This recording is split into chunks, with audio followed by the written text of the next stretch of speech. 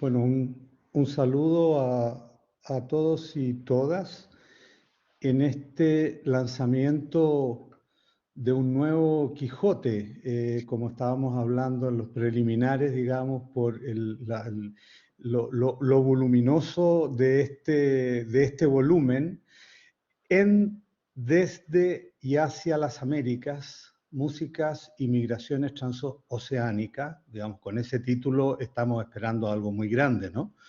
Editado por Javier Marín, Victoria Eli y Belén Vega. Entonces mi rol es presentar digamos, ayudar a que se organice la presentación del libro, un libro que existe virtualmente. Si estuviéramos presenciales, habría seguramente una mesa con ejemplares que se pueden adquirir y después unas copas de vino al lado o algo así, digamos, como para degustar. Podemos tener la copa en la casa o el té, que es el caso. Y el libro, si ustedes van a la librería Dickinson, lo van a poder adquirir en su totalidad o también por capítulos. Es bien notable que tú puedes comprar determinados capítulos, ya que es un libro muy grande, muy heterogéneo, que apela a muchos intereses, ¿no? Y es notable que estos tres editores lo hayan logrado llevar a cabo, ¿no? Pero el libro no lo presento yo, lo presenta Consuelo Carredano, que es investigadora del Instituto de Investigaciones Estéticas de la Universidad Nacional Autónoma de México y también miembro de CONACYT. Bueno, Consuelo es autora de 8 libros y una treintena de publicaciones especializadas y también de divulgación, y actualmente es profesora y tutora de tesis de posgrado en música en la Escuela Nacional de Música. Entonces dejo con ustedes a Consuelo, que nos va a presentar el libro. Adelante, por favor. Bueno, pues muchas gracias, Juan Pablo. Buenos días, buenas tardes, según corresponda. Ante todo, mi agradecimiento a los organizadores del Congreso y en particular, pues, a los editores del libro que se me ha solicitado comentar. Gracias, Victoria, Javier, Belén, por esta invitación. Muy sinceramente debo decir que disfruté todos y cada uno de los 43 textos escritos en castellano, portugués, inglés y francés que reúne este volumen que lleva por título En, desde y hacia las Américas, músicas y migraciones transoceánicas, y que son resultado de una convocatoria académica que atrajo a profesores e investigadores de América Latina, Europa y Estados Unidos a observar el fenómeno migratorio que involucra la música y los procesos musicales entre continentes. Mucho lamenté en su día, y lo sabe bien Victoria, no haber podido participar en aquel estimulante congreso. A los exilios y las migraciones he dedicado buena parte de mis investigaciones en tiempos recientes. Pero esta agradable obligación que me cayó de preparar la presentación me dio la oportunidad de cubrir aquella laguna de mi inasistencia haciendo una intensiva y continuada lectura de cada una de estas páginas. Lo primero que salta a la vista en este compendio de aportaciones es la pluralidad de temáticas, propuestas metodológicas, cuestionamientos epistemológicos y acercamientos teóricos, espejo de la vastedad de caminos por los que actualmente transita nuestra musicología. La obra, cuyo contenido recoge una parte representativa de las ponencias presentadas por los especialistas que asistieron al segundo Congreso Internacional MUSAM, se organiza en 7 bloques temáticos. 1. Músicas de la América colonial. 2. Identidades e imaginarios colectivos. 3. Prácticas musicales y discursos transnacionales. 4. Migración y exilio. 5. En torno a la canción. 6. Intercambios transoceánicos del teatro musical. Y 7. Música de los siglos XX y XXI, poéticas e ideologías. Un ensayo de Emilio Casares sirve de obertura al corpus de 780 páginas que conforman el libro. Su relato en primera persona, en buena parte autobiográfico, refiere de manera pormenorizada la génesis y el devenir de las relaciones musicológicas entre España e Hispanoamérica en los 3 últimos decenios y documenta varios hitos importantes que ayudaron a integrar nuestra gran comunidad musical y musicológica iberoamericana. El eje que atraviesa el bloque 1 roza desde varias perspectivas distintos aspectos de la migración de la música europea al mundo colonial americano. El artículo de Irma Ruiz revisa la adopción de instrumentos musicales europeos en pueblos originarios de Sudamérica que no han sustituido sus músicas por las de la sociedad hegemónica o que lo hicieron con posterioridad a las investigaciones de campo realizadas por la musicóloga argentina entre 1966 y el año 2000.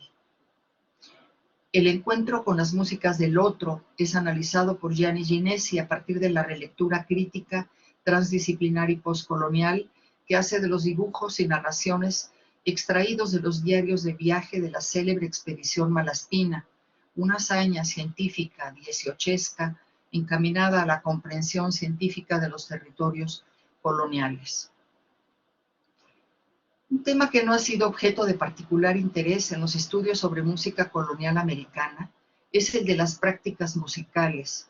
Habría que decir, en descargo de ello, que tampoco abundó en su día la publicación de libros enfocados a tales prácticas, cuanto más que, como en este caso, subyace una infrecuente concepción de la música entendida como práctica performativa.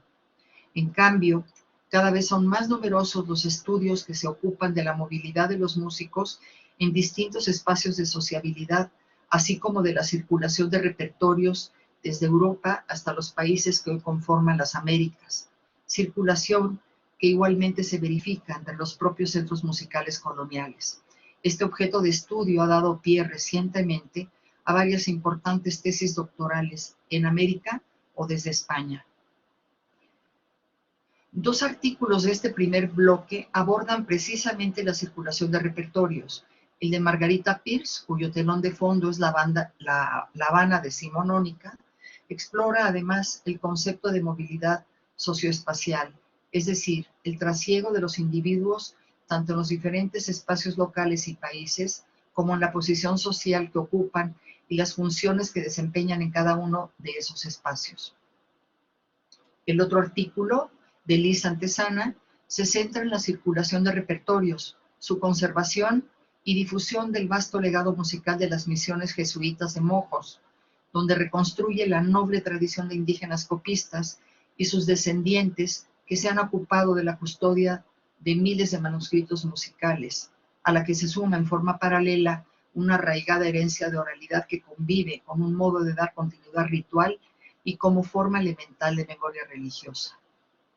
Cierra este primer apartado un artículo también relacionado con la recuperación, apropiación e implementación del patrimonio musical de las antiguas misiones jesuíticas de la citada región de Mojos y de Chiquitos. Albina Cuadrado Fernández observa el positivo impacto del fenómeno desde el punto de vista educativo, artístico y social en los actuales pobladores del oriente boliviano. Es, por tanto, ejemplo paradigmático y vivo de lo que denomina bajo el concepto de práctica musical transformadora. En suma, educar por la música, y en esta propuesta queda bien claro un asunto del mayor interés social, la musicología al servicio de las personas y las comunidades. Existe actualmente un consenso generalizado en cuanto a reconocer la influencia que han tenido las migraciones coloniales y poscoloniales a través de las distintas rutas sonoras de la esclavitud. Las 3 primeras aportaciones que integran el bloque 2 comparten en sus distintos contextos un mismo marco referencial, como es la presencia de elementos africanos. Apoyado por un riguroso análisis musicológico, Miguel Ángel Berlanga reflexiona sobre el alcance de dicha influencia en las prácticas musicales en Andalucía, donde hubo importante presencia de esclavos africanos en las postrimerías del siglo XV y durante los siguientes 2 siglos. Confirma asimismo la existencia de parentescos entre negrillas y otros villancicos de negros que se practicaron tanto en España como en América, y la de gérmenes africanos que interactuaron con los repertorios ternarios españoles, arraigados sobre todo en América, pero también en algunas zonas de Andalucía. Otra investigación en ciernes de carácter interdisciplinario de Saint-Pierre Dagnon y Nicolas Darbon sitúa en dos tendencias, histórica y actual, la ruta sonora de aquellas migraciones forzadas, resultado de la esclavitud de numerosas etnias africanas, en particular de los desplazamientos entre Le Benin y las Antillas. Lejos de las lógicas esclavistas o coloniales, la segunda parte de este texto incursiona en una temática poco frecuentada en los estudios musicológicos, como son las trayectorias profesionales y estéticas de músicos actuales y pertenecientes a la comunidad beninés transnacional, razón por la cual este se convierte en un texto de referencia obligada. Una tercera aportación que se relaciona con las dos anteriores retoma la idea del diálogo afroatlántico de ida y vuelta, que ha dado lugar a numerosos estudios, algunos hoy ya clásicos de nuestra bibliografía latinoamericana. Isabela de Aranzadi explora, por su parte, los orígenes y circulación, ambos aspectos de gran complejidad, del baile de maringa, con sus múltiples trayectorias africanas y afroamericanas. Dos interesantes procesos de transculturación son abordados en tanto línea conceptual en sendos artículos cuya temporalidad se ubica en el nuevo milenio.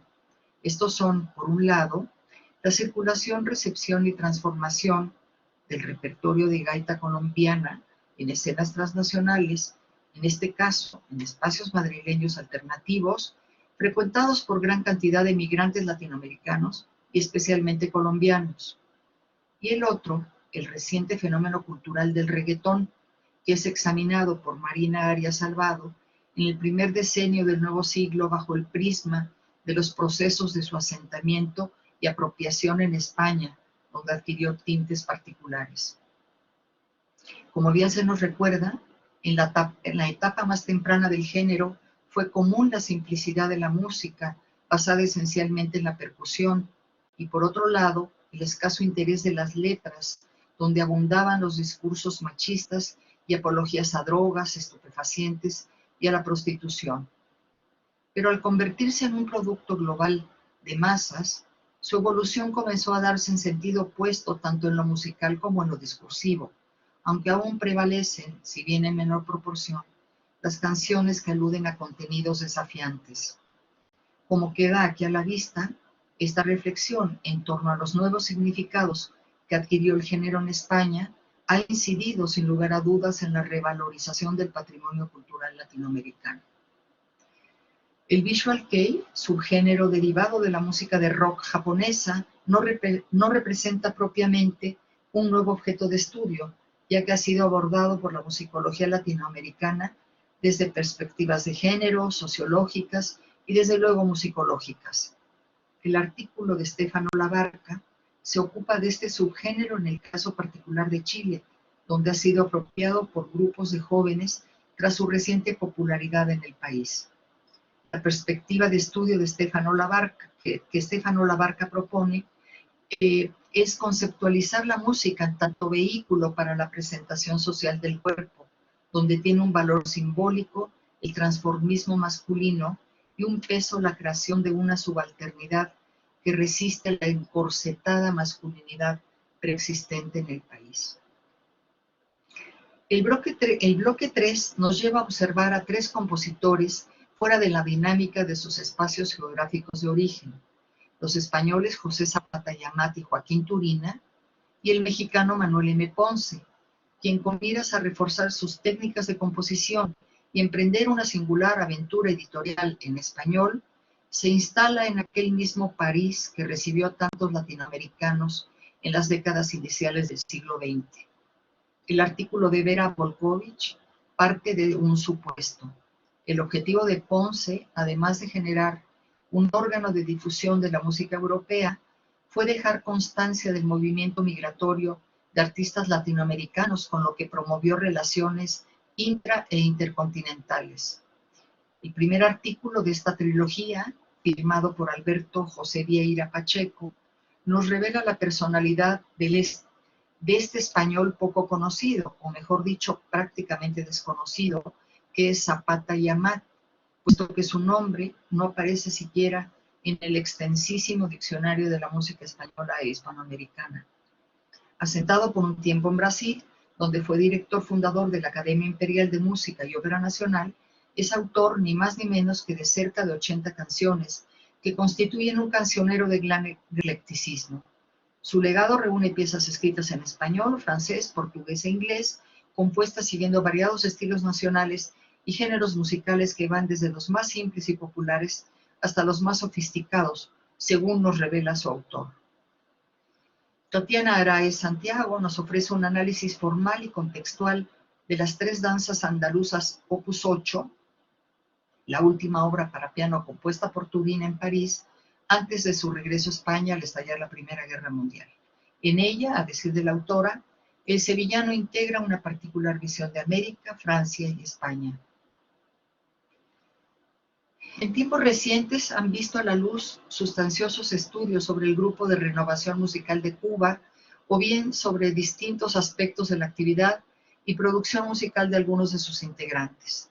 El texto de Yurimia Blanco constituye una contribución más a esta misma temática que ha generado investigaciones en Cuba, México y España.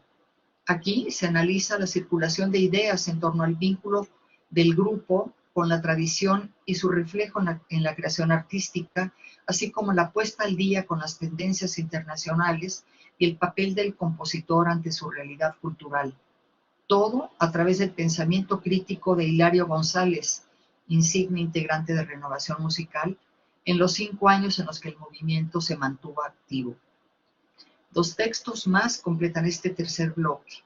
Marcio Modesto y Silvia María Pires Cabrera Ver estudian la ornamentación melódica como elemento de improvisación del choro brasileño y sus similitudes con la música barroca, en un amplio texto que toca aspectos que incluyen el origen histórico del género musical brasileño, el concepto de improvisación y los elementos ornamentales a partir de diversos tratados europeos del citado periodo barroco. Cierra esta sección un texto de Iván César Morales, en el que a partir de la noción de reterritorialidad, García Canclini, Rogelio Heisberg, explora las diferentes dinámicas de inserción, negociación y apropiación musicoculturales desarrolladas por Leo Brauer en calidad de fundador y director titular en España de la Orquesta de Córdoba entre 1992 y el año 2001. El bloque 4 reúne 7 aportaciones bajo la etiqueta Migración y Exilio, lo que ante todo nos impele a revisar las acepciones que tradicionalmente se han atribuido a tales nociones, cuya línea divisoria tiende cada vez más a observarse un tanto desdibujada. Tradicionalmente, lo que ha diferenciado ambos términos son las condiciones de salida del país de origen y, en parte, las posibilidades de regreso al mismo. Emigrar consiste en dejar el lugar de origen para establecerse en otro país o región. Se ha dicho que se emigra por razones económicas o sociales, ya sea en forma definitiva o temporal, aunque históricamente también se ha emigrado por razones políticas, porque se está inconforme o en desacuerdo con la situación imperante o sus consecuencias. El término exilio en realidad empezó a emplearse de manera generalizada en el siglo XX para designar a las migraciones políticas.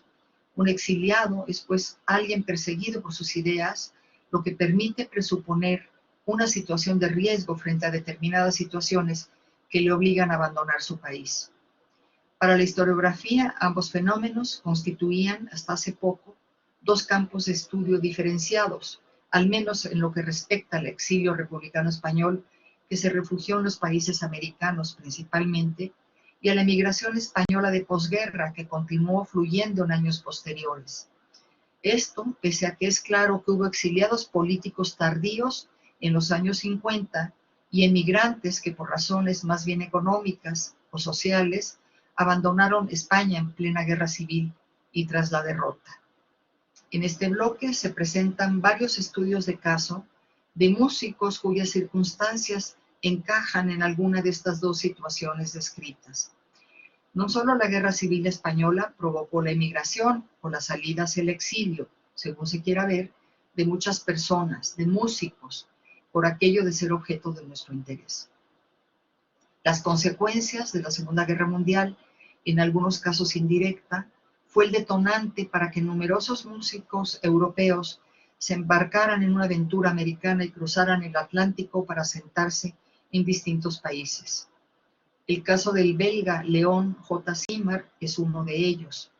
Andrea Secorre propone un artículo a partir de una investigación en ciernes que promete ser de largo aliento sobre el prolífico compositor asentado en Cali, Colombia, en 1949. El artículo de Atenea Fernández Higuero atiende aspectos del asilo político prestado por las embajadas de Chile y Cuba en Madrid a artistas españoles durante la Guerra Civil, una cuestión que ha sido hasta ahora poco atendida por la musicología. Teniendo a la vista un amplio acervo de fuentes documentales y referentes bibliográficos, se comprueba la heterogeneidad del colectivo musical refugiado, diversas especialidades en la música, afiliaciones políticas y estratos sociales. Al mismo tiempo, se abona a la comprensión de procesos transformadores y funciones de la música en otros tipos de reclusión. José Roberto de Paulo reconstruye la trayectoria del brasileño Francisco Mignone a la luz de las distintas identidades culturales de su formación y trayectoria vital de este autor de un nada despreciable catálogo de obras que vino a sumarse a la construcción de una escuela nacional brasileña. La vida y trayectoria de la pianista y compositora catalana Diana Pey, exiliada en Chile, es abordado por Carmen Cecilia Piñero desde una perspectiva de género, mientras que Consuelo Roy Puello explora la contribución académica y artística del aragonés Simón Tapia Colman, figura puntera de la música del exilio republicano en México, de quien ha localizado numerosas fuentes primarias en archivos del país de acogida, de Estados Unidos y de España. La noción de identidades fragmentadas, propuestas por Hull, la idea de que el individuo desarrolla su identidad sabiéndose protagonista de diferentes historias, Pablo Vila, se encuentra influenciada de forma simultánea por los códigos culturales de los diferentes espacios en los que entra en contacto.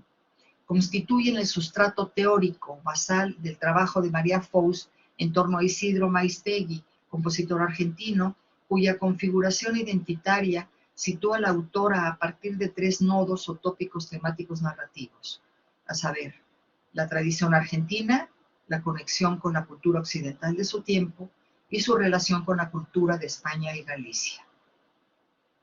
Precisamente emparentado con la idea de configurar o preservar una memoria cultural de Galicia en el entorno de la emigración a Buenos Aires de intelectuales españoles tras la Guerra Civil, es el texto de Carlos Villar Taboada. El musicólogo indaga sobre el proceso creativo del álbum Cuatro poemas galegos, obra colaborativa interdisciplinaria en la que participaron el pintor Luis Eoa, el poeta Lorenzo Varela y el compositor Julián Bautista. La formulación artística plurimodal es descrita aquí como un continuo que evoluciona conceptualmente en espiral, saltando del grabado a la poesía, del poema a la partitura, de América a Europa, del pasado al presente y de la tradición a la vanguardia. Para finalizar el bloque 4, Belén Pérez Castillo recurre al discurso de la memoria como estrategia para analizar la producción musical del compositor Sender Barayón, en tanto territorio espectral del recuerdo. Evitando un enfoque específicamente biográfico, la autora parte de los procesos de negación y posterior reconstrucción de la memoria de este español, protagonista del desarrollo de los movimientos contraculturales de los años 60 en Estados Unidos, emigrado a muy corta edad a aquel país tras el asesinato de su madre en plena guerra civil en 1936. Los cuatro textos que conforman el bloque 5 abordan aspectos relacionados con la presencia en España, en las décadas de los 60 y los 70 del siglo pasado, de autores y cantautores argentinos, músicos, algunos de ellos altamente politizados y o integrantes del movimiento de la nueva canción latinoamericana. El texto de Juliana Guerrero aporta nuevos elementos de estudio a la circulación y recepción en España de las llamadas músicas de proyección o raíz folclórica, que generaron una transformación estética del repertorio popular y folclórico al asumir distintas influencias y experimentaciones. Esto visto a partir de tres figuras de la canción argentina: Waldo de los Ríos, Castilieri y Mercedes Sosa. Por su parte, Julio Ogas analiza la transformación de la carrera de Alberto Cortés dentro de la canción de autor, considerando una biculturalidad artística que reconstruye su identidad a partir de la integración de referentes culturales y poéticos de sus países de origen y recepción. Mirta Marcela González Barroso recupera la actividad en España de la escritora y cantautora María Elena Walsh. La información proveniente de noticias, entrevistas y anuncios publicados en la prensa durante los 9 meses que duró su estancia en el país contribuye en un sentido más laxo a ampliar las investigaciones en torno a los movimientos migratorios Argentina-España en momentos políticos coyunturales que coinciden con la actuación de toda una pléyade de músicos argentinos trasladados de manera temporal o definitiva a la escena española. También a partir de la prensa, Alicia Pajón Fernández elabora un análisis comparativo de la información que ofrecían sobre la nueva canción latinoamericana 2 diarios españoles de ideología opuesta, ABC y El País, entre 1975 y 1980. Por medio del análisis cuantitativo y cualitativo se observa el volumen y la tipología de información, así como el uso que cada diario hace de distintos géneros periodísticos en los que aparecen las noticias. El análisis cualitativo pone énfasis en el encuadre que esos rotativos ofrecen del objeto de estudio, esto es, de sus particularidades estéticas y formales, la problemática del exilio e íntimamente ligada a esta, la carga ideológica que traía aparejada. Las artes escénicas en sus múltiples formas, ópera, opereta, zarzuela, cuplé, son abordadas en los 5 textos que comprende el bloque 6. A partir de sus exploraciones hemerográficas, Miguel Luque Talaván nos entrega una suerte de guía de teatros, géneros y obras representadas en la Manila decimonónica, centro dinámico para todo tipo de expresiones escénicas y musicales, de origen europeo, como la ópera o la zarzuela, pero también local, como el famoso Moro Moro y la llamada comedia. La presencia de Cuba en la música y la dramaturgia de Manuel Fernández Caballero es un aspecto que otros estudiosos de este prolífico autor de zarzuelas murciano no habían considerado en estudios anteriores. Nuria Blanco se centra en 2 aspectos. Por un lado, revisa algunas de sus canciones que se nutren de aires folclóricos como la habanera y la guaracha, aires que también solían incluir en los números musicales de muchas de sus zarzuelas, y por otra parte alude a elementos criollos detectables en otra de sus facetas inéditas, la de autor de piezas de salón, compuestas en los albores de su carrera durante su residencia de 7 años en la más grande de las Antillas. ¿Quién se atrevería a dudar que La Viuda Alegre es la opereta vienesa más exitosa de todos los tiempos? En su documentado trabajo, John Kegel lo confirma con cifras. Cuando en 1909 llegó a Madrid y a la Ciudad de México, es decir, 4 años después de su estreno en la tierra de su autor, La Viuda Alegre ya se había interpretado 18,000 veces. Y un dato más, la opereta festejó sus primeros 60 años de existencia con 500,000 de representaciones, ya traducida del original en alemán al danés, polaco, húngaro, checo, noruego, ruso, sueco, croata, inglés y, claro, al español, al portugués y al tagalo. Al margen de los destacados avatares de su entusiasta recepción en todo el orbe, lo que resulta interesante del estudio de John Kegel es que nos revela cómo destacados académicos han examinado la historia de esta opereta con perspectivas francamente actuales. Se le ha visto como ejemplo de autoorientalización por sus escenarios en estados balcánicos míticos o imaginarios. Se le ha posicionado en términos de globalización cultural, movilidad transnacional y cosmopolitismo. Se ha destacado su papel esencial en la construcción de identidades nacionales, en la dicotomía del yo y del otro. Y por último, se le ha examinado a partir del concepto del omnilocal, una variante de la noción de translocalidad que de acuerdo a Zelenic describe una obra suficientemente significativa como para ser influyente en una amplia esfera, pero que se somete a una adaptación local para asegurar su recepción. Mientras que las rutas de las compañías de ópera a los principales centros musicales de América del Sur han sido bastante estudiadas, la circulación transatlántica de las compañías de opereta, género no pocas veces considerado menor, no había despertado el interés de la musicología.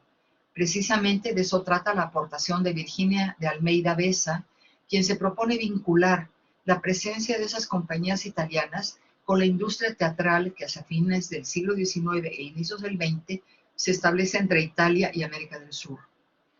En este teatro transoceánico, que ocurría casi simultáneamente en muchas ciudades de ambos lados del Atlántico, circulaba un mismo repertorio a través de imágenes, partituras y, claro, de las compañías itinerantes que visitaban asiduamente la zona.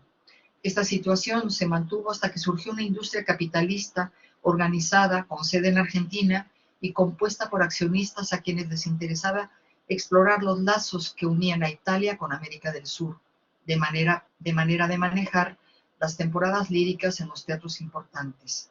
El hecho de articular las estaciones líricas en Europa de septiembre a abril con América del Sur de mayo a septiembre se entiende sin duda como un fenómeno transnacional en el que algunos han querido ver también una primera globalización cultural. También dentro del marco de las contrataciones transnacionales, Inmaculada Matía Polo revisa el caso del cuplé, género español irreverente y transgresor por excelencia de principios del siglo XX, en el esencial Teatro Solís de Montevideo, el único que conserva documentación histórica para explorar su rica vida musical desde el presente. Los pormenores de las presentaciones y de la recepción que obtuvieron estas célebres artistas en la próspera y boyante capital uruguaya, sin duda viene a abonar el estudio de la escena teatral desde una perspectiva global que conduce al cuestionamiento de aspectos performativos, de creación y de la industria del espectáculo, si se me permite la expresión. En suma, todos estos trabajos reunidos en el penúltimo bloque del libro que nos ocupa tienen un común interés, el de observar el carácter transnacional de ciertos fenómenos culturales, lo cual aplica también a los músicos argentinos en Madrid de los años 60 y 70 o a las compañías de opereta itinerantes de principios del siglo XX. Es decir, la historia global del teatro nos conduce a la comprensión de tales fenómenos culturales no como parte exclusiva de una historia de la música nacional, sino como un fenómeno global compartido por otros países. El estudio de una industria transnacional se revela, pues, como un necesarísimo objeto de estudio a lo largo y ancho de nuestro continente y los largos lazos que lo unen con Europa. Más ecléctico que el anterior resulta el séptimo y último bloque de este exuberante compendio de aportaciones musicológicas. María Fuchs nos ofrece un estudio de caso, el del compositor estadounidense de origen húngaro Erno Rappé, para explorar posibles vínculos transnacionales y transculturales entre la producción cinematográfica proveniente de distintas culturas. Parte de un supuesto: la movilidad de músicos, compositores y directores desde y hacia ambos continentes jugó un papel importante en la estandarización de la música del cine silente, particularmente en la década de 1920. Aquí se presenta a Rappé como símbolo de esa movilidad y a sus célebres antologías de música de cine como prototipo de notable influencia en ambas latitudes. Desde una interesante perspectiva de análisis decolonial, Messina, Vieira Fechas y Porto Ribeiro cuestionan la novedad de la formulación de los hallazgos de Helmut Lagerman, planteados en su icónico libro Música Concreta Instrumental, publicado a finales de los años 60 del siglo XX, como producto de operaciones de poder de carácter eurocentrista. Las investigaciones de este grupo de académicos en torno a la figura de Flausino Valle, activo en el Brasil rural y urbano, demuestran que los hallazgos del violinista brasileño sobre técnicas en las cuerdas pueden contemplarse como una anticipación de los hallazgos del reconocido compositor alemán o en tal caso que ambos habrían llegado de manera independiente a conclusiones similares. El texto se enfoca, pues, en la sorprendente brecha que separa los impactos de sus respectivas propuestas y cómo los entornos sociales donde ambos desarrollaron sus carreras han condicionado una mayor visibilidad al tema europeo. En 1969, Hans Werner Henze llega a Cuba en busca de su arcano revolucionario. Allí, su utopía interior entrará inevitablemente en contacto con un país en pleno proceso histórico de cambios sociales y luchas idealistas. El texto de Manuel J. Seide nos introduce en la génesis y la recepción del Cimarrón, la ópera de cámara, también llamada Acción Escénica, de Werner Henze sobre la novela homónima de Miguel Barnet, ubicándola dentro del plano creativo como una consecuencia directa de la residencia del compositor alemán en la isla. Lo que propone Seide no es un estudio elaborado de la obra desde el punto de vista técnico. Seide plantea algunas características observables desde diferentes parámetros: el uso del texto literario como generador de la estructura de la obra, la identificación entre vanguardia musical y vanguardia política, o cierto empleo de referentes del folclore cubano. Y si en el capítulo anterior asistíamos con Werner Henze a su apasionante viaje iniciático a la Cuba revolucionaria, aquí será la vuelta, el reencuentro de un artista con su imaginario cultural caribeño, lo que destaca Liliana González Moreno al estudiar al cubano Carlos Malcolm, figura imprescindible de la vanguardia cubana de los años 60 y 70. Tras muchos años de ausencia, el retorno del compositor al Caribe para asistir a un festival dedicado a la música experimental y de vanguardia, celebrado en Puerto Rico, sirve de pretexto a nuestra autora para recuperar una biografía y una obra en realidad poco conocida para varias generaciones de músicos cubanos. En parte por la prolongada ausencia de Malcolm y en parte por pertenecer a aquella suerte de vanguardia musical subterránea que no siempre tuvo el apoyo ni la visibilidad y relevancia cultural de la que sí gozaba la vanguardia hegemónica con la que evidentemente coexistía. Si hay una obra que se ha convertido en referente actual de la música sinfónica mexicana, una suerte de segundo guapango de Moncayo, es el danzón número 2 de Arturo Márquez. Alfonso Pérez Sánchez se cuestiona por qué una pieza sinfónica de corte popular se ha vuelto tan exitosa y qué elementos y puentes con el pasado entran en juego para permitir a un compositor como Márquez encontrar el punto de equilibrio entre tradición y vanguardia. Por su parte, el texto de Gerlen Schiff nos introduce en el imaginario estético de la compositora y pianista estadounidense Gabriela Lena Frank, cuyas composiciones acusan las influencias de su herencia multicultural, peruana-china de su madre y lituano-judío del padre. Esto explica que su música suele reflejar no solo su propia experiencia personal como latina multiétnica, sino sus estudios de las culturas latinoamericanas que le son cercanas, y todo en el marco de las formas clásicas occidentales que le son propias por su formación. Cierra este portentoso volumen una interesante contribución a cuatro voces que aborda el papel de las redes sociales digitales en la construcción de identidades y cultura en las migraciones internacionales. La propuesta teórica es por demás interesante y los datos aportados sorprenden por el rigor de su sistematización.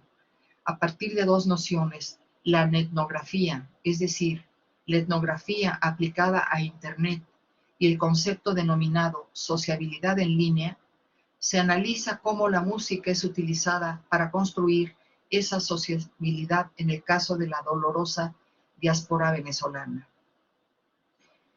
¿Qué más podría decirse a manera de síntesis de este festival de ideas nuevas, de datos, de historias sorprendentes, de pasajes biográficos reveladores, de conceptos complejos, de perspectivas de estudio novedosas, de enfoques analíticos arriesgados? Las distintas formas de pensar y analizar el fenómeno musical en nuestro siglo ha favorecido la asimilación de metodologías y reglas hermenéuticas innovadoras. Se observa la confluencia de múltiples aproximaciones teóricas, que un buen número de textos son abordados desde una perspectiva interdisciplinar. que abundan los estudios culturales, transculturales y de género, las teorías postcoloniales, los tradicionales análisis, los análisis musicológicos e intertextuales, la historia oral, los estudios sobre identidad y memoria, la narrativa transmedia. Contextos que abordan las músicas populares y académicas, la canción, el teatro musical o las vanguardias. La obra en su conjunto es, en suma, una muestra fehaciente de la buena salud de la que goza nuestra musicología iberoamericana. Muchas gracias.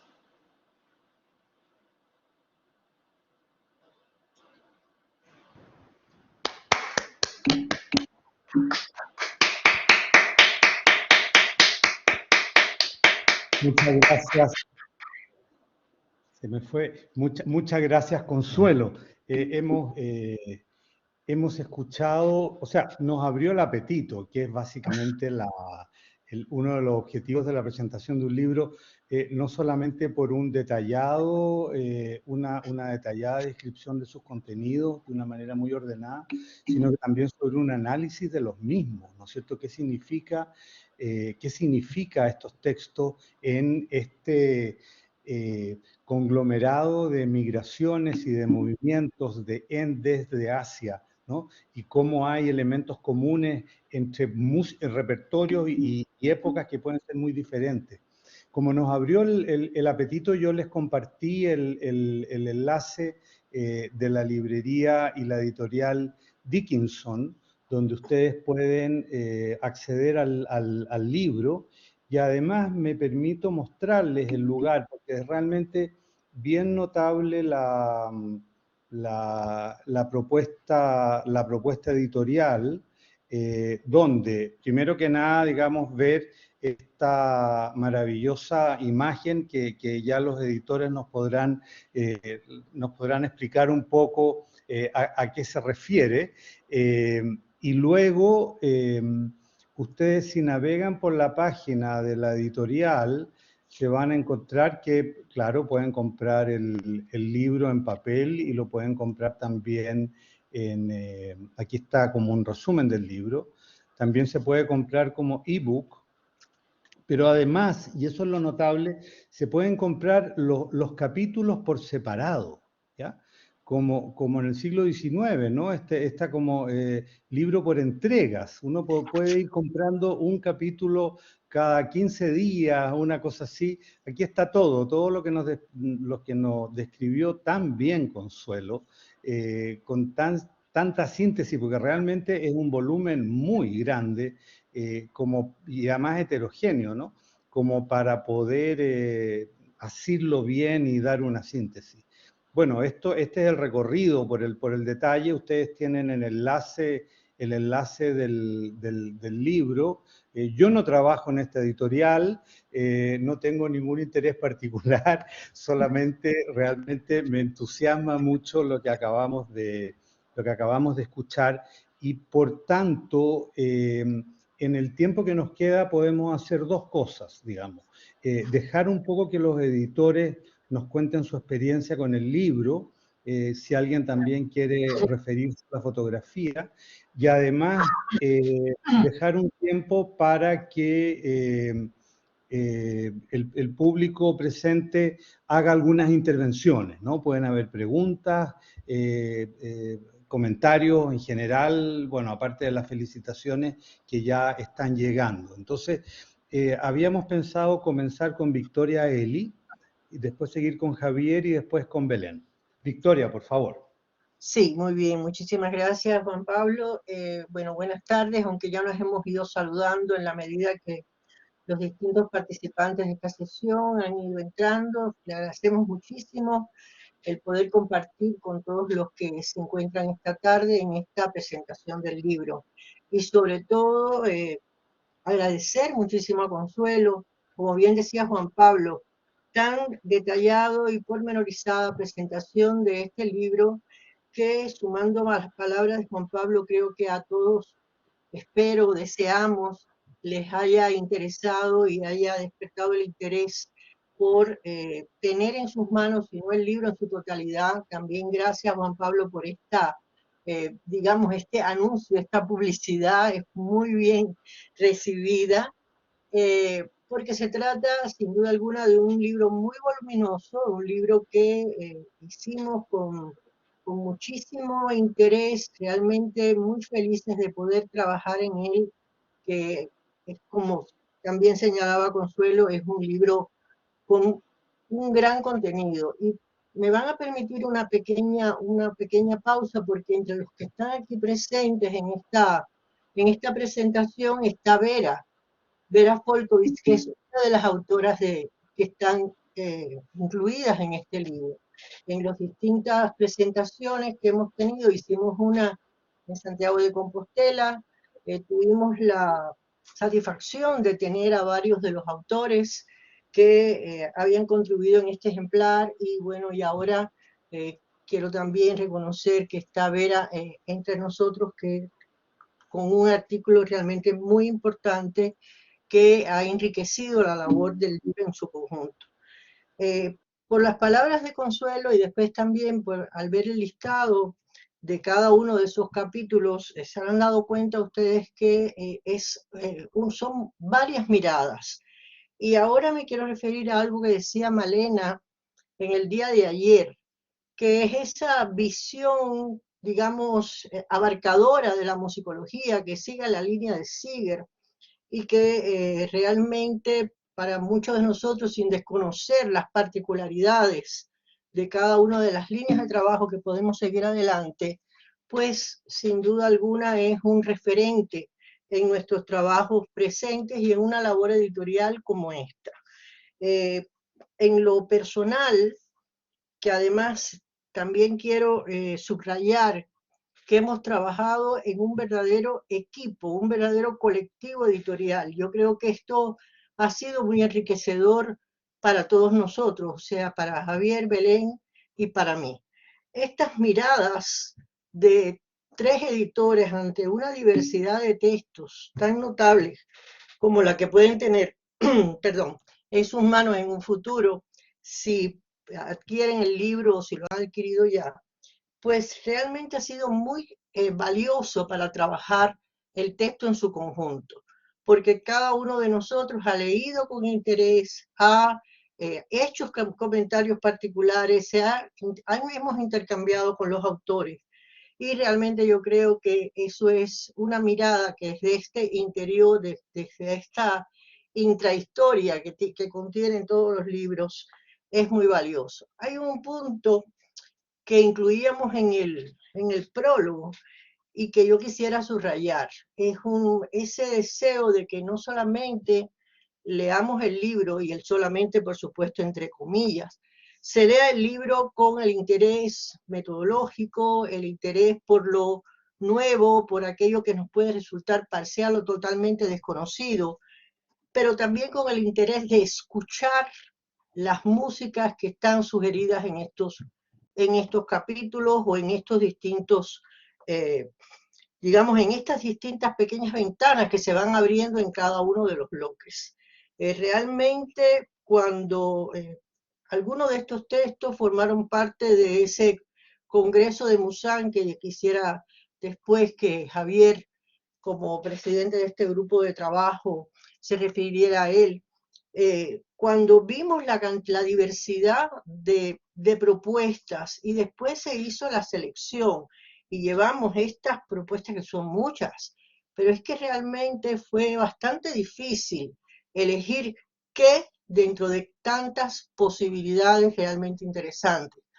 Y sé que quizás algunos cuando leían el libro, o al menos lo veían, dice el reggaetón. ¿Por qué no?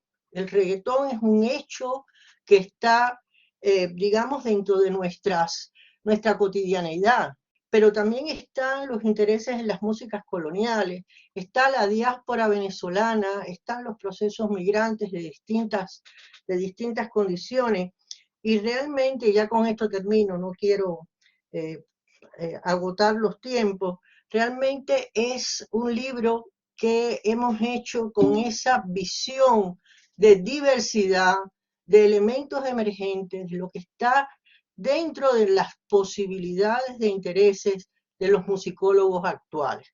Tenemos ahí un verdadero abanico de propuestas, no sé, la música en Filipinas. Realmente esto de momento nos quedó, bueno, ¿qué hacemos? ¿Por qué no? Estamos en un espacio migrante y este espacio filipino, que además, y esto es una pequeña nota, ese trabajo es del decano de nuestra facultad, que es una persona muy interesada en, ante todo es un especialista en América y tiene esta línea de trabajo en Filipinas, pues tuvimos en él no solo el apoyo institucional, sino el apoyo profesional. No crean con esto que estamos tratando de elevar la figura del decano, sino estamos tratando de poner en evidencia lo que es una persona que apoya un trabajo de investigación. Bueno, sin más, realmente, de nuevo agradecer a Consuelo el tan detallado, tan minucioso, digamos, lectura que ha hecho para brindarnos esta presentación, que para nosotros es sin duda alguna un gran placer contar con ella y por supuesto contar con todo lo que nos ha acompañado esta tarde. Y entonces, si me permite, Juan Pablo, le doy yo misma la palabra a Javier. Y Muchas así gracias. vamos pasando de uno a otro. Gracias, muchas gracias a todos. Muchas gracias, Victoria. Yo reitero y me sumo a las expresiones de agradecimiento hacia Consuelo. Realmente es una obra muy extensa y es muy de agradecer que un colega se tome la molestia de realizar un tipo de trabajo tan detallado, tan minucioso, texto por texto. Es un libro que requiere un lector avezado e inteligente en distintas áreas y en distintas disciplinas. Entonces creo que es una obra que no puede comentar cualquier musicólogo, ¿no? En este sentido me parece que Consuelo ha ido al punto concreto del interés que presentaba cada uno de los textos y bueno, ha sido maravilloso escucharla con esa dicción también tan embaucadora y realmente con tanto contenido. Entonces me sumo también a este agradecimiento.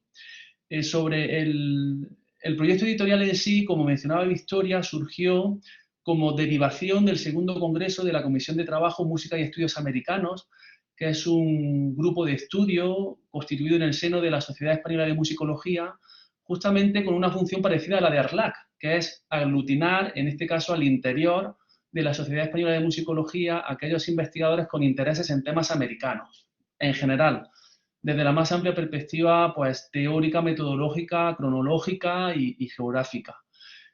Claro, editar una obra de este tipo exige también la presencia de editores con un perfil distinto, puesto que tenemos textos del periodo colonial, tenemos músicas populares urbanas, tenemos también siglo XIX y XX, vanguardia, exilio, y bueno, rápidamente vimos con claridad la necesidad de que el equipo editorial fuese integrado por personas con distintos focos de especialización. Aunque hay que decir también que todos leímos todo y todos hicimos comentarios pues, sobre la práctica totalidad de los textos en un proceso de edición que se demoró también varios meses y que tuvo también una parte de selección. Es decir, aunque es un volumen derivado de un congreso, pero se realizó una selección y un trabajo de edición. O sea, no estamos simplemente ante una mera recopilación de contribuciones de congreso, ante unos meros análisis, sino que hay todo este proceso de interacción con autores, de implementación de cambios, de sugerencias y, en definitiva, de enriquecimiento durante la edición. Me parece, como señalaba muy bien Consuelo y también remarcaba Victoria, que una de las fortalezas del volumen es justamente esa visión panorámica, esa visión abarcadora, que creo que estamos perdiendo también un poco porque estamos, yo creo que en una época de especialización, lo cual está muy bien porque permite profundizar mucho, pero a veces he hecho un poco en falta esta visión un poco a vista de dron, esta visión que tenían desde arriba muchos de los pioneros de nuestra musicología, Lange, Stevenson y otros, de gente que se movía en varios países, trabajaba sobre temas muy distintos, y hoy siento que desde esa perspectiva nuestra disciplina es un poquito más pobre, ¿no? Tenemos perfiles mucho más especializados y creo que es bueno reivindicar también esta visión en grande, ¿no? Una visión panorámica que es también la que se aprecia en los volúmenes que editó Malena Kuss en esa historia enciclopédica de la música en América Latina y en definitiva esa perspectiva transnacional y panamericana de América, pero en un contexto global, me parece que está presente en el libro y desde mi punto de vista es una de las principales fortalezas del volumen. Y bueno, finalmente, ¿qué decir sobre el trabajo en equipo con Belén y con Victoria? Es un placer enorme, yo he aprendido muchísimo y tengo ya editado algunos volúmenes colectivos y realmente he notado mucho la diferencia también de lo que supone trabajar con otros editores para el perfeccionamiento de los textos y también egoístamente, para el enriquecimiento también personal, porque se aprende muchísimo en todos estos procesos y ha sido, y eso quiero remarcarlo, una verdadera labor de equipo. Todos hemos trabajado, digamos, a brazo partido. En el caso de Belén, además, llevó el peso correoso de la correspondencia con los autores, que, bueno, es algo también que consume bastante tiempo y una tarea no del todo grata, pero imprescindible también para que los resultados sean los esperados. Y por mi parte, nada más. Bueno, mencionaba Juan Pablo la cuestión de la cubierta. No sé si recordarán algunos de ustedes que en el cartel que se hizo del Congreso aparecía una pequeña embarcación muy modesta que salía de un puerto gallego, supuestamente rumbo a América. Dimos esa idea al editor y nos propuso la imagen que finalmente incorporamos al libro.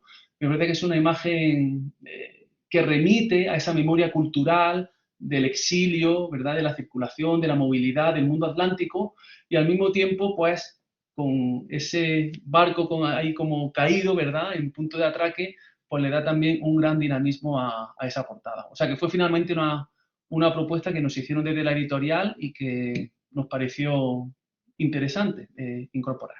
Y por mi parte nada más, paso seguidamente la palabra a Belén. Muchísimas gracias, Javier, también por tus palabras en lo que respecta a mí. Debo comenzar también sumándome a los agradecimientos a Consuelo Carredano por esa lectura tan exhaustiva y por compartir el detalle de cada uno de los capítulos en un volumen, como han podido ver, que es bastante voluminoso. Muchísimas gracias, Consuelo, por esa lectura tan atenta y tan inteligente, que no todo el mundo es capaz de hacer. Señalaba también los diferentes idiomas, además de todo lo que ya se ha mencionado, de perspectivas en fin, y temáticas, ¿no? Yo, por mi parte, querría agradecer, por supuesto, a mis colegas editores, porque ha sido también para mí un gran enriquecimiento compartir esta labor con ellos, y también a los autores que han colaborado en este volumen. Quisiera destacar, dentro de esa pluralidad de voces que ya se ha mencionado en cuanto a temáticas, que también estamos hablando de autores en muy diferentes etapas de sus trayectorias. Hay nombres consolidados como el de Juan Francisco Sanz, Irma Ruiz, John Kegel, Julio Ogas, Belén Pérez Castillo, bueno, muchísimos autores, no puedo mencionarlos todos, que tienen ya una trayectoria muy amplia a sus espaldas, pero también hay doctores recientes con una prometedora trayectoria, como es el caso de Vera Wolkowicz, que mencionaba antes Victoria Eli, o María Fouz, entre otros autores, y también investigadores que están en etapas incipientes, que están mostrando resultados de tesis que se están gestando en este momento y que están en ese contacto con la investigación más reciente, ¿no? Por tanto, quería señalar también esa diversidad y esa pluralidad que, bajo mi punto de vista, enriquece también el volumen. Por supuesto, los perfiles también de los autores son muy diversos, muchos de ellos son, además de musicólogos, compositores, intérpretes, con lo que eso suma también a esa lectura, ¿no?, y a esa interpretación de los fenómenos musicales, ¿no?, y en este caso en relación con las migraciones transoceánicas. Bueno, no me extiendo más, agradecer nuevamente a todos los autores, a mis colegas editores, a Consuelo. Muchas gracias, Juan Pablo, también por esa magnífica publicidad del volumen y por dar las pistas sobre cómo localizarlo y cómo acceder a los distintos capítulos o a su totalidad. Muchas gracias.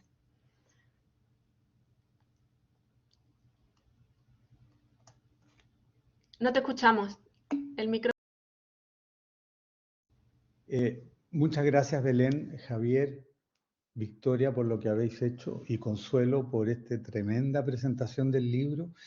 Tenemos público y estamos ya un poco pasados de tiempo, pero si alguien quiere hacer algún comentario, hacer alguna pregunta, participar de alguna manera en este nacimiento, por lo menos dentro de Arlac IAMES, hay una mano levantada y yo inmediatamente voy a dar la palabra, ¿no? Y las manos levantadas, yo primera vez que soy moderador, Jesús Enrique Esteves, por favor, Jesús,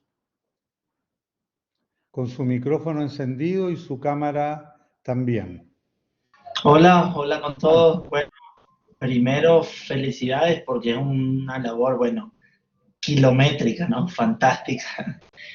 Kilométrica, en realidad con todo el intercambio, ¿no? Entre desde y hacia, pues cuántos kilómetros se recorrieron ahí. Mi pregunta va más hacia, con todo lo que estamos viendo que se produce en este congreso, a los editores y a los más experimentados, ¿cuál es el futuro? ¿Qué pasos siguen? ¿Vienen otros compendios editoriales? ¿En qué se está pensando actualmente para un mediano plazo, digámoslo así?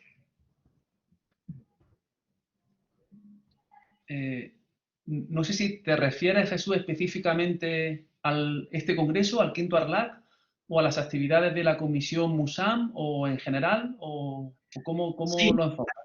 actividades y a las futuras publicaciones como esta, compendios, que sean el resultado, ¿no? El producto de lo que está pasando actualmente. ¿Hay planes a futuro? ¿Cuáles son? Bueno, yo creo que en general, al menos en el ámbito de las comisiones de trabajo, que son como grupos de estudio dentro de la Sociedad Española de Musicología, el resultado de cuyas actividades es el volumen que presentamos, en general casi todos los encuentros suelen llevar aparejada algún tipo de publicación. Así ocurrió en el caso del primer Congreso MUSAM, que se hizo en 2017 sobre México. Ahí ya se publicó un volumen que lo publicó precisamente la Universidad Internacional de Andalucía, como una suerte de recopilación de los trabajos presentados. El segundo Congreso MUSAM es el que estamos presentando ahora, y al tercer Congreso MUSAM, que se celebró en Compostela a mediados de octubre del año pasado, también tiene proyectada la publicación de una selección de los trabajos que allí se presentaron. Como digo, es algo, yo creo que relativamente frecuente en nuestro ámbito, aunque en el caso de Arlac, tal y como ya se hizo en el año 2016, de manera pionera en Santiago de Chile, hay previsión de publicar las grabaciones por medio de aulas de actas virtuales o anais virtuais, ¿no? Que es una forma que también permite acceder al contenido de manera mucho más directa. Bien es cierto que no tienen la elaboración por escrito, etcétera, pero sí que da mucha inmediatez en el acceso a los contenidos. No sé si con eso respondí a tu pregunta o si alguno de mis compañeros desea elaborar algo más. Me permito solamente señalar que hay algunos autores del libro que se están sumando ahora, ¿no? Llegó Juliana Guerrero, llegó Julio Ogas, que estaban en mesas paralelas.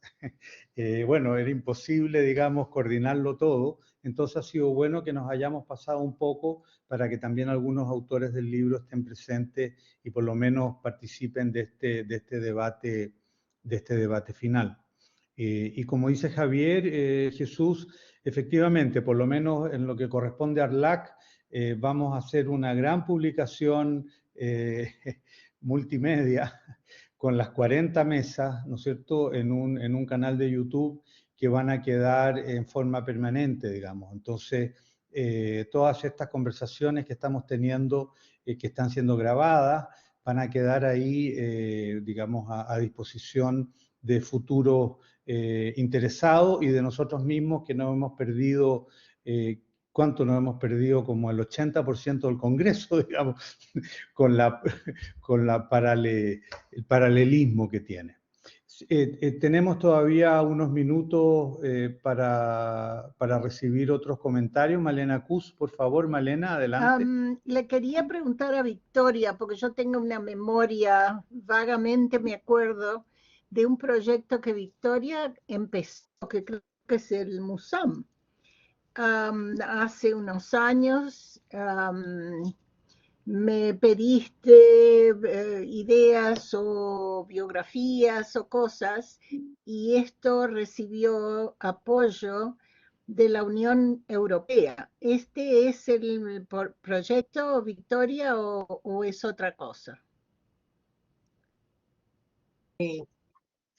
Ahora, pongo el micrófono. Realmente, lo que realmente tú participaste fue en un proyecto I+D, un proyecto de investigación y desarrollo que tuvimos en la Universidad Complutense, y tú eras uno de los miembros de ese, vamos a decir, de ese equipo de investigadores.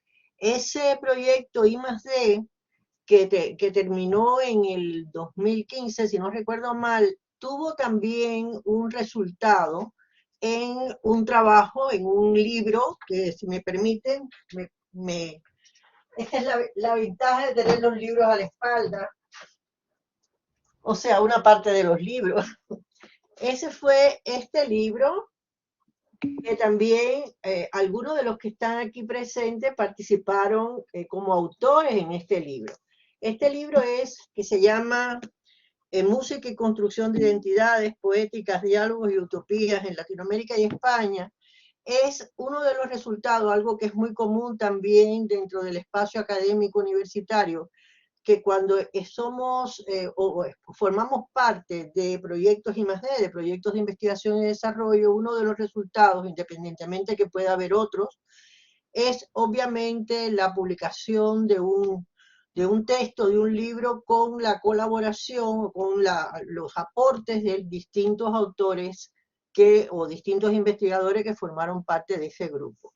En ese proyecto I+D, tú participabas como investigadora, y pasado el tiempo el libro se publicó, este libro se publicó, te digo exactamente la fecha, en 2018. El proyecto terminó en el 15. Tuvimos realmente, tu participación para nosotros fue muy importante, porque el que estuvieras presente en el equipo de investigadores, el que sumaras tu línea de investigación y tu propia trayectoria curricular al proyecto, fue fundamental para eso. Entonces, bueno, terminado digamos, esa vía de investigación, este resultado fue también bastante voluminoso. Como ustedes pueden ver, parece que somos madres y padres de libros muy grandes, perdón. Es también de verdad un resultado que es para nosotros realmente muy querido. Este es un libro que tiene la colaboración de distintos autores y fue editado por Elena Torres y por mí, o sea, dos profesoras del Departamento de Musicología. Entonces, Víctor, como dice Javier, MUSAM es un grupo de trabajo de la Sociedad Española de Musicología. Sí, pero este libro inclusive participaron algunos autores que son miembros de MUSAM, pero este libro es el resultado de un proyecto de investigación y desarrollo. Inclusive, y me permite una pequeña aclaración, en este libro que estamos presentando hoy, estamos aquí mostrando libros, participan, y fue muy importante la participación de un grupo de investigación de la Universidad de Oviedo, que es el grupo en el que digamos, el líder, la cabeza, como se llama aquí, el investigador principal, es Julio Ogas. O sea que aquí estamos como una gran familia que nos vamos sumando desde y hacia en distintas direcciones. Pero realmente para nosotros es un placer poder tener estos lazos de unión con tantos amigos, tantos profesionales de altísimo nivel, y además estos vínculos que se van trazando entre personas y entre instituciones también. Felicitaciones a todos. Me encanta haber escuchado a Consuelo y el resto de ustedes. Sé perfectamente lo que decís, porque así es como formamos nuestras familias. Bueno, y a nosotros encantadísimos de que tú estés aquí y que estemos conversando tan de cerca a pesar de que estemos Que estemos lejos. vivas. Sí, sobre Bueno, todo eso. sobre todo. Oye, para los que no lo han visto, bueno, yo ya a Belén ya la nombré nuestra community manager porque es impresionante todos los enlaces que nos ha dado, ya, para que no se les vayan y los puedan copiar de ahí, pegar en algún sitio y luego acceder a todo ese material. También, ya que se ha nombrado 2 o 3 veces a Julio Ogas, agradecerle que está presente desde Oviedo. Él estaba en una mesa paralela, nos disculpamos con Javier porque no pudimos coordinar todo lo que había que coordinar, era bien complejo hacerlo. Está todavía la palabra dada, ahí está Julio, lo saludamos.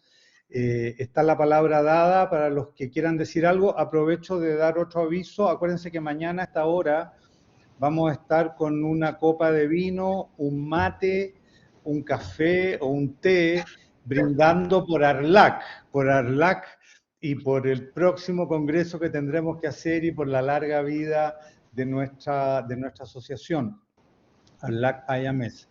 Mañana a las 9 en el aula virtual número 1. Entonces cada uno con su... depende de la hora y depende del lugar donde esté, es lo que va a tener en la mano, pero la idea es que todos y todas tengamos algo en la mano para brindar. Julio, que tienes sí, la... Gracias. Bueno, no pude estar, imagino que, como siempre, nuestros guías, Javier y Victoria, han presentado y nos han hecho todos los honores al libro. Yo solamente decir que desde Oviedo para nosotros es un honor haber participado en el libro, haber participado desde el proyecto con esta iniciativa de Musam, que verdaderamente personalmente agradezco a Javier, a Victoria por bueno, todo el esfuerzo que han hecho para que salga este libro, para que podamos tener esta publicación. Y bueno, y como nos vemos obligados, ya saben, varios saben que el año que viene nos toca a nosotros recibir a Musam y seguir intentando crecer como familia, como decía Victoria, y tratar de crecer en esta idea de colaborar un poco entre todos. Así que gracias a los promotores y coordinadores de todo este proyecto. Bien. Estamos terminando. Se me olvidó señalar también que pueden estar con caipiriña y comenté, yo sé que Malena tú no estás viendo el chat, que es tu trago favorito y es el mío también, así que lo voy a agregar a mi vejez viruela ya no puedo tomar caipiriñas, pero ya me Muy compré bien. una botella de Aperol, que es como Perfecto. un Campari medio destruido, medio destilado, que no sirve para nada, pero por lo menos es rojo. No, pero lo primero es la salud. Nos hemos ya pasado 15 minutos, ha sido un día bastante cansador también y mañana tenemos otro más. Así que vamos a dar por terminada la sesión del lanzamiento del libro En Desde Asia, por decirlo corto, y bueno, larga vida a la publicación. Muchas gracias, Consuelo, nuevamente. Tú fuiste el alma de esta sesión y bueno, y gracias a los autores y a los editores.